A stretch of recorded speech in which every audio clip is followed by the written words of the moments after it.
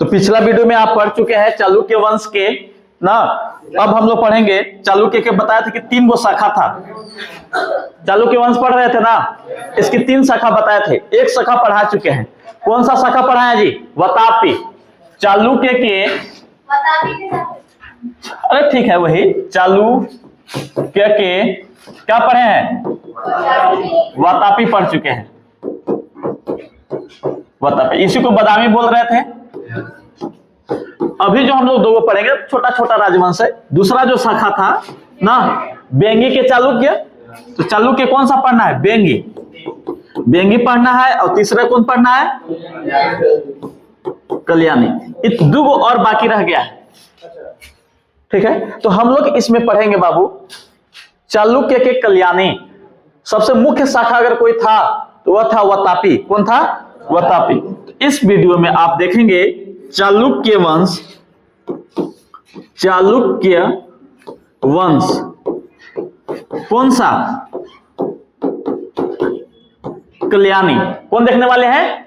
कल्याणी। बड़ा ही छोटा छोटा है, खत्म हो जाएगा तुरंत, देखेंगे। इसका संस्थापक, पहला क्वेश्चन संस्थापक ही रहेगा, सुनेंगे। इसका जो संस्थापक है तैलभ, नाम है तैलभ, तैलभ द्वितीय। ध्यान सुनेंगे, चालुक्य वंश के जो कल्याणी है, इसका जो संस्थापक है जिसका नाम है तैलभ द्वितीय, इसने क्या किया था? ध्यान से सुनेंगे। इसने क्या किया है कि कर्क द्वितीय को मार करके, हरा करके जी द्वितीय लिख देते हैं। द्वितीय, कर्क द्वितीय को हरा करके जी अपना राजवंश को स्थापित करता है। तो आखिर कर्क द्वितीय है कौन? तो ये कर्क द्वितीय वो राष्ट्रकूट है। कौन है? राष्ट्रकूट। राष्ट्रकूट वंश के अंतिम शासक है, क्योंकि इसी को मार के क्या बनाएगा? चालुक्य के कल्याणी। आप याद करिए कल क्या बात, कल हम क्या बताए थे आपको कि जब हम जो ये पढ़ रहे थे चालुक्य के वातापी पढ़ रहे थे, तो इसका अंतिम शासक कौन था? है पता? कौन था जी? कीर्तिवर्मन। कौन था? कीर्तिवर्मन सेकंड था, द्वितीय था? द्वितीय था कि नहीं? इसको मारने वाला कौन था? है पता? इसको कौन? दंती दुर्ग। कौन मारा था जी? दंती दुर्ग मारा है। ये दंती दुर्ग मार के कौन वंश का स्थापना किया है? राष्ट्रकूट। तो इसके बाद आपको राष्ट्रकूट पढ़ने के लिए मिलेगा, लेकिन अभी तो चालुक्य पढ़ रहे हैं। हम बोलेंगे जो जो राष्ट्रकूट वंश में जो शासक होंगे आएंगे, इसमें अंतिम जो शासक आएगा उसका नाम है कौन? कर्क। और इसी कर्क को मार के राष्ट्रकूट वंश को समाप्त कर दिया जाएगा, और फिर से चालुक्य की दूसरी शाखा आ जाएगी जिसका नाम है चालुक्य वंश के क्या? कल्याणी। अब पता चला कि तैलभ द्वितीय कौन है? सामंत था, इसी के सामंत, राष्ट्रकूट का ना। अब देखेंगे पीछे, राष्ट्रकूट के संस्थापक दंती दुर्ग। इसमें बहुत सारे राजवंश आए होंगे। अंतिम शासक कौन आया होगा? कर्क द्वितीय। इसको कौन मार दिया? तैलभ द्वितीय। मार के कौन सा वंश? चालुक्य। इसका राजधानी आपसे पूछेगा, कहेगा राजधानी कहाँ है इसका? तो इसका राजधानी मान्यखेट है। राजधानी कहाँ है? मान्यखेट। ठीक है, इसके बाद इसमें से एक सबसे योग शासक है, योग शासक नहीं बोलिए, हाँ योग शासक है, जिसका नाम है सोमेश्वर। कौन है जी? सोमेश्वर। इसको प्रथम बोलिए, सोमेश्वर प्रथम। सोमेश्वर प्रथम। ये जो सोमेश्वर प्रथम से एक क्वेश्चन आपका बार बार पूछेगा। सोमेश्वर प्रथम से इसने क्या किया था? इसने राजधानी को चेंज कर दिया। इसने जो है राजधानी चेंज किया। राजधानी पहले कहां था? मान्यखेट है। राजधानी कहां था? मान्यखेट से कहां ले जाएगा? कल्याणी। कहां ले जाएगा? कल्याणी। सब कर्नाटक के राजवंश पढ़ रहे हैं, कर्नाटक अभी वर्तमान में वहां का। ठीक है, एक क्वेश्चन और पूछेगा कि इसके समय चोल आक्रमण होते हैं। चोल वंश पढ़ने के लिए मिले आगे, चोल आक्रमण। चोल आक्रमण, चोल आक्रमण में एक है राजा ना, नाम है राज राज प्रथम।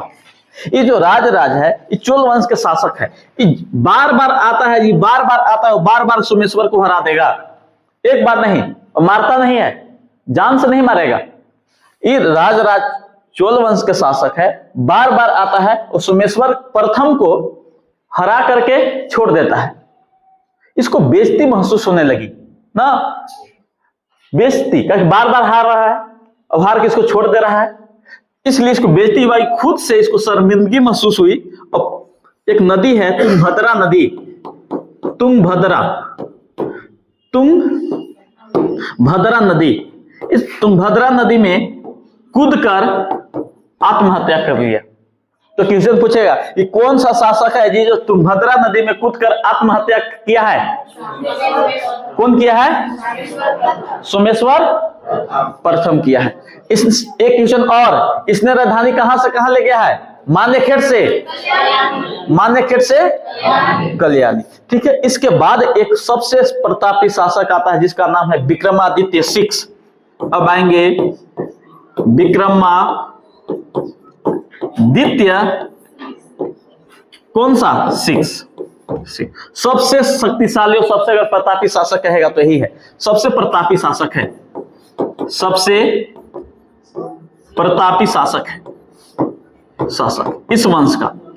ठीक है, एक क्वेश्चन और यहां से पूछेगा, देखेंगे, सुनो यहां, इससे एक क्वेश्चन आता है, एक इसके कवि हैं,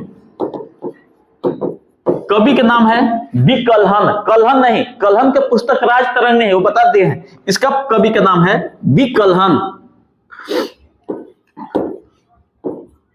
विकलहन।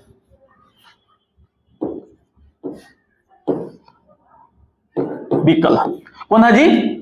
विकलहन। तो एक पुस्तक का नाम पूछेगा कि विकलहन के पुस्तक के नाम क्या है। तो एक बात बताइए, विक्रमादित्य 6 के दरबार में कौन सा कवि रह रहा है? कौन रह रहा है? एकरे कहानी लिखेगा, एक कहानी जब लिखेगा एक ग्रंथ के नाम हो जाएगा विक्रमांक देव चरित। क्या नाम हो जाएगा जी? विक्रमांक देव चरित। तो बताइए कि विक्रमांक देवचरित की रचना कौन किया है? विकलहन। कौन किया है? कलहन नहीं, कलहन के पुस्तक राज तरंग नहीं बाबू। एक दरबार में एक और है जिसका नाम है विज्ञानेश्वर। इसका भी क्वेश्चन बार बार पूछेगा कि विज्ञानेश्वर किसके दरबार में रहते हैं? विक्रमादित्य 6 के दरबार में। और इन्होंने क्या किया है कि मिताक्षरा, कौन सा पुस्तक? मिताक्षरा पुस्तक, इसको हिंदू कानून, हिंदू विधि या इसी को बोलते हैं कानून बोल सकते हैं ना। तो ध्यान सुनेंगे, सुनेंगे, मिताक्षरा को क्या कहा जाता है? हिंदू विधि ग्रंथ। तो हिंदू विधि ग्रंथ के नाम से कौन जाना जाता है? मिताक्षरा। कौन जाना जाता है? मिताक्षरा के राइटर कौन है जी? विज्ञानेश्वर ना। अच्छे, विकलहन कौन सा पुस्तक लिखे हैं? अब देखेंगे, इसने एक सावंत शुरू किया है चालुक्य। एक और क्वेश्चन पूछेगा यहां से, इसने क्या किया है? चालुक्य विक्रम संवत। तो चालुक्य विक्रम संवत का लेटर किसने जारी किया है? विक्रमादित्य 6। कौन जारी किया जी?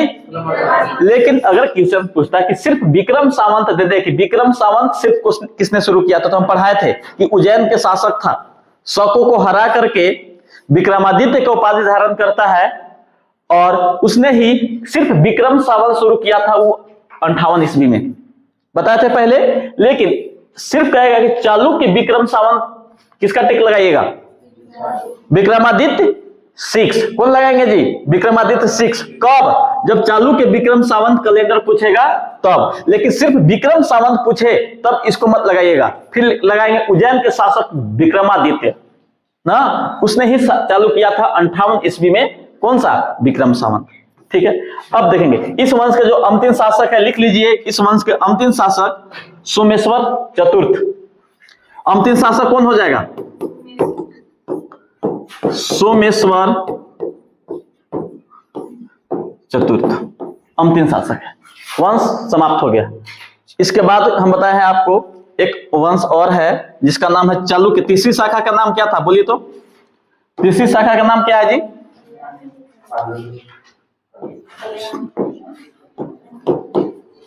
चालुक्य। किसका? बेंगी। चालुक्य कौन सा पढ़ेंगे आप? इसका संस्थापक पहले ही बता चुके हैं। इसका संस्थापक बताइए, याद नहीं करता है। विष्णुवर्धन। अरे विष्णुवर्धन बताए हैं? विष्णुवर्धन। जानते हैं इसको कुब्ज कहा जाता है, क्योंकि कुबर था। इसको जानते हैं, एक और नाम देखते हैं, कुब्ज। कुब्ज विष्णुवर्धन। क्यों? कुब्ज का अर्थ क्या होता है?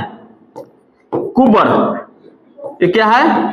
कुबर। पृथ्वी का युवराज कहा जाता है इसको। किसको? विष्णुवर्धन के। एक बात बताइए कि विष्णुवर्धन केकर भाई है? हाँ, पुलकेशिन द्वितीय के। पढ़ा है तो बताया ना कल कि विष्णुवर्धन किसके भाई है जी? पुलकेशिन द्वितीय के छोटा भाई था। और इसने क्या किया था कि पल्लवों से जीत करके कांची को इसको दे दिया था। दिया था कि नहीं? ठीक है। इसका राजधानी बताइए, कहां होना चाहिए राजधानी जी? इसकी राजधानी कहां है? बेंगी। राजधानी कहां है? बेंगी, आंध्र प्रदेश। आंध्र प्रदेश।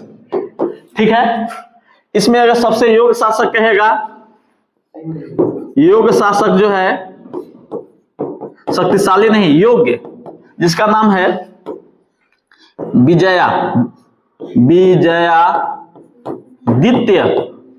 द्वितीय। इसका सेनापति है पंडरंग।